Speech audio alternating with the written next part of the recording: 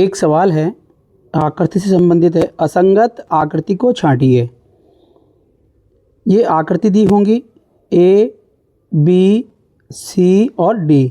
ये आकृति दी गई हैं और इनको आपने जो इनमें से अलग है उसको छांटना है। तो मैं इसको जूम करके दिखा देता हूँ।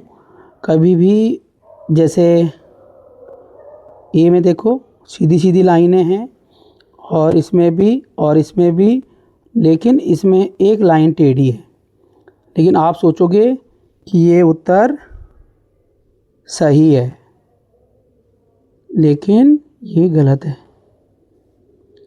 आपको थोड़ा सा दिमाग लगाना है और हमने इसकी लाइनों को गिनना है।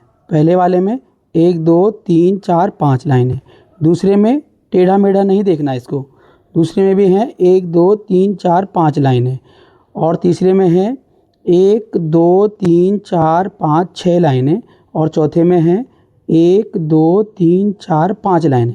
यानी कि सब जगह 5-5 लाइनें हैं अंदर, चाहे टेढ़ी हो किसी तरह से भी हो। आपने ये लाइन काउंट करना है और इसको हल करना है। तो कौन सा ऑप्शन सही है? ऑप्शन सी सही है। दूसरा प्रश्न लिखा है, श्रृंखला को पूरा कीजिए। देखो आपके लिए हाथ से मेहनत कर रहा हूँ, तो जो भी मेरी वीडियो को देखे एक बार लाइक करके और सब्सक्राइब ज़रूर कर दीजिएगा आगे आने वाली वीडियोस के लिए। और अगर आप बड़े देख रहे हैं तो अपने बच्चों को दिखाइए, कुछ ना कुछ ज्ञान अवश्य मिलेगा उनको, क्योंकि शिक्षा से अज्ञानता रूपी अंधकार को दूर किया जाता है।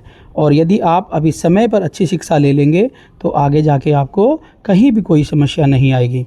अब देखिए, ये श्रृंखला को पूरा कीजिए वाला दूसरा सवाल है। पहला, ये आकृति को हम देखते हैं, दूसरी को देखते हैं, तीसरी को देखते हैं और चौथी में उत्तर आकृति अगली क्या होगी, यानी कि श्रृंखला को पूरी करना है। अब हम देखेंगे ये उत्तर आकृतियाँ हैं। अब इसमें हमने मैच करना है, यानी कि एक चतुर्भुज बना दिया गया है, उसके अंदर फिर से एक चतुर्भुज बना हुआ है और एक छोटा सा सर्कल चल रहा है। अब वो पहले किस कोने पर है? इस कोने पर है।